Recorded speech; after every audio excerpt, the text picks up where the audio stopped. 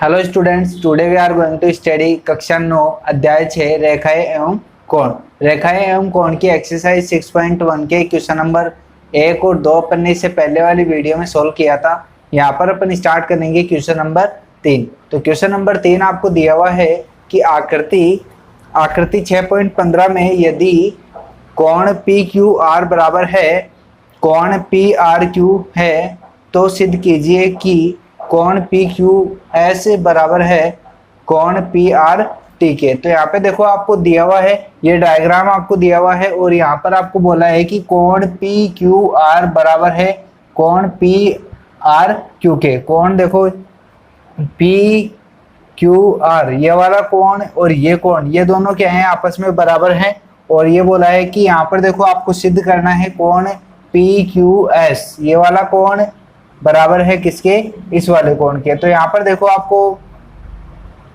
यहाँ पर अपन देखते हैं कि उत्पत्ति यहाँ पे अपन स्टार्ट करते हैं। तो यहाँ पे देखो आपको ये कोण, ये जो पूरा कोण है, ये वाला कोण क्या होगा, 180 डिग्री होगा। क्यों होगा, क्योंकि यहाँ पे देखो अपन लिखते हैं कोण पी क्यू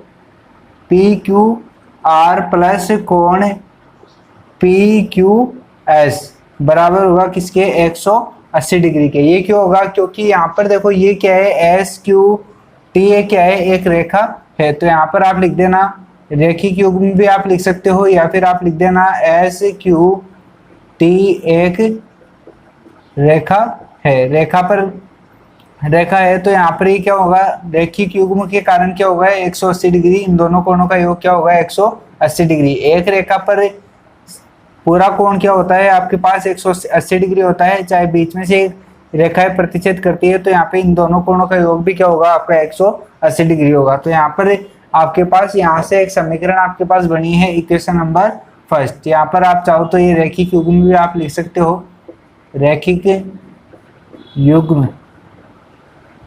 युग्म रेखा। तो यहाँ पर इस प्रकार से एक समीकरण तो अपन को यहाँ से प्राप्त हुई है। और यहाँ पर देखो, यहाँ पर भी ये पूरा कोण, यदि अपन इसको एक बार भूल जाओ, केवल ये वाली लाइन आपको दी हुई है, तो आप यहाँ पे देखो इससे ये पूरा कोण आपके पास कितना होगा, 180 डिग्री होगा। तो यहाँ पर अपन लिख सकते हैं कोण पी आर क्यू प्लस कोण पी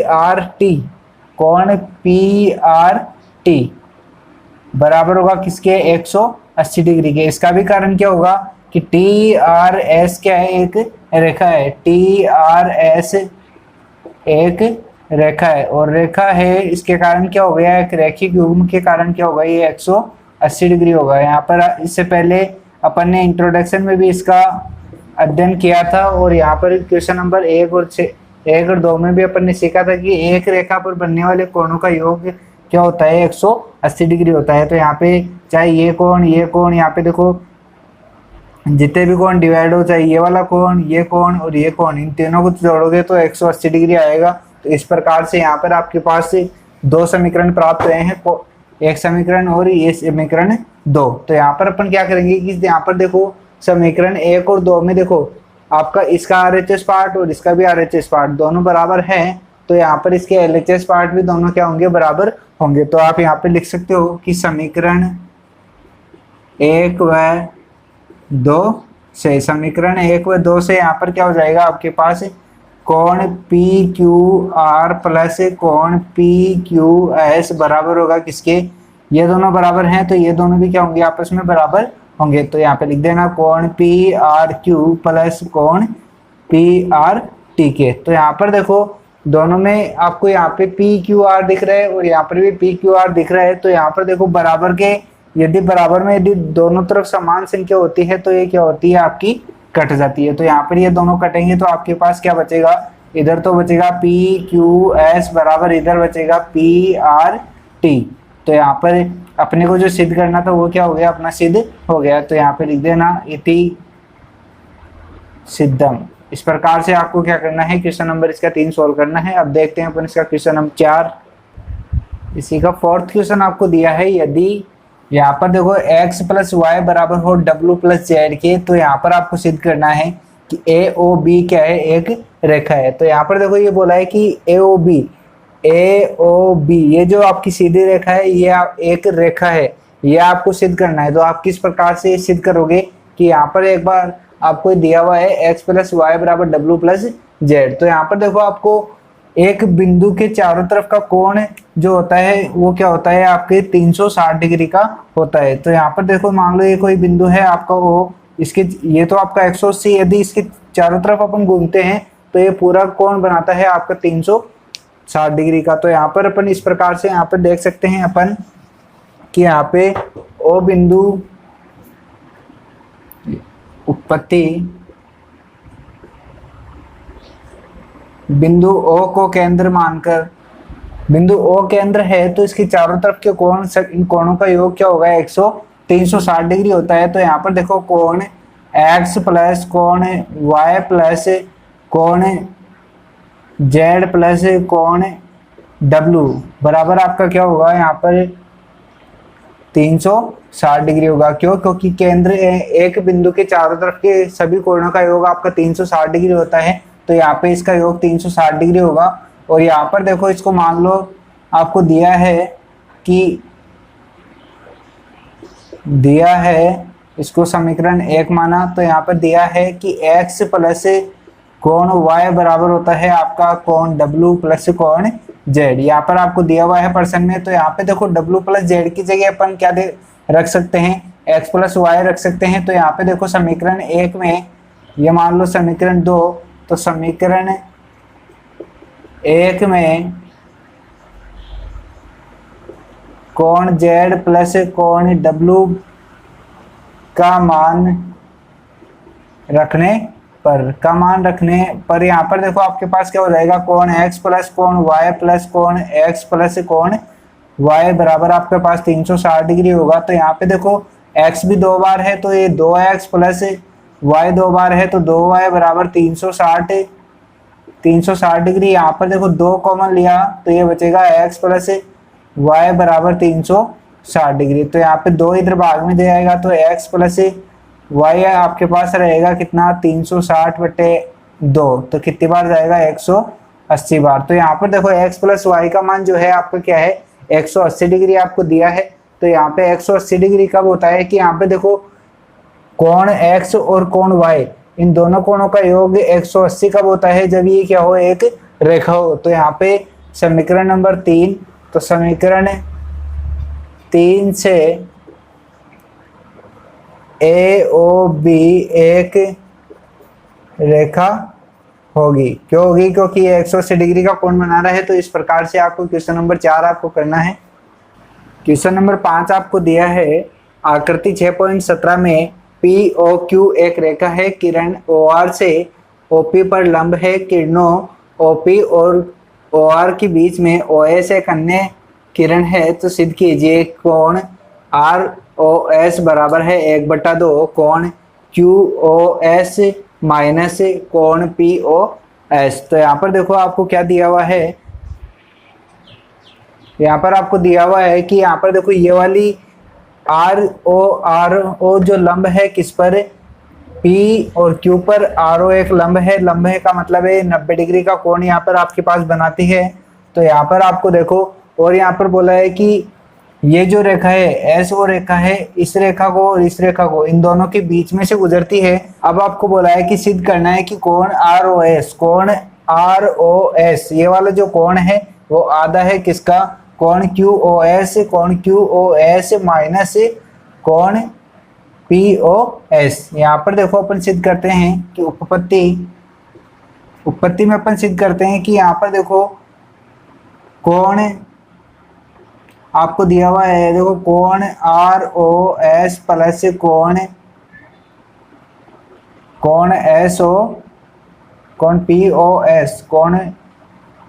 POS बराबर होगा किसके, 90 डिग्री का। क्यों होगा? क्योंकि यहाँ पर देखो ये पूरा आपके पास क्या है, ये 90 डिग्री का है और ये भी क्या बचेगा आपके पास, 90 डिग्री का बचेगा। क्यों? क्योंकि ये पूरा 180 होता है, ये 90 बचा है तो ये भी क्या होगा, पूरा 90 डिग्री का होगा। ये वाला पूरा कोण क्या होगा आपके पास, 90 डिग्री का होगा। तो यहाँ पर आप ये पूरा जो कोण है वो योग है किसका, POS का और ROS का। तो यहाँ पे लिखा है POS और ROS बराबर क्या होगा 90 डिग्री। अब देखो यहाँ पर आपके पास बोला है आपको कि यहाँ पर कोण QOS बराबर होगा किसके, कोण ROQ और कोण ROS के। तो यहाँ पर अपन लिखते हैं, तो यहाँ पर देखो इसको अपन समीकरण नंबर 1 देते हैं। अब यहाँ पे देखो कोण QOS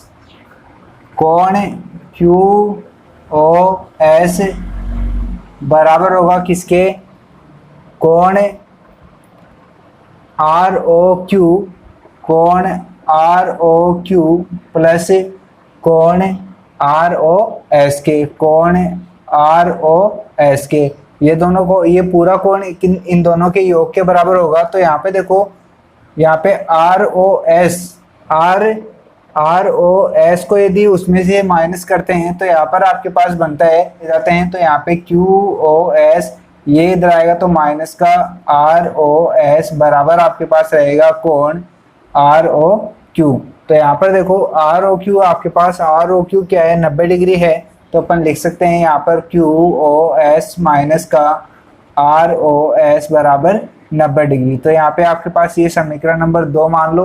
तो यहाँ पे देखो समीकरण 1 और 2 से ये दोनों बराबर हैं, तो आप क्या कर सकते हो, इन दोनों को भी बराबर लिख सकते हो। तो यहाँ पे समीकरण 1 व 2 से, समीकरण 1 व 2 से यहाँ पे क्या हो जाएगा आपके पास, कोण ROS प्लस कोण POS बराबर होगा किसके, कोण QOS माइनस कोण ROS के। तो यहाँ पर देखो यदि इसको इधर ले जाते हैं तो इधर आएगा ये प्लस में और ये आएगा इधर माइनस में। तो यहाँ पे कोण ROS ये माइनस का है, बराबर के उधर में जाएगा तो ये प्लस का बनेगा, और यहाँ पर बराबर QOS ये इधर आएगा तो किस में बनेगा, माइनस का POS में। तो यहाँ पे देखो ये दो सेम है तो ये 2 बार बनेगा, 2 कोण ROS बराबर ये आपके पास रहेगा कोण QOS माइनस कोण POS।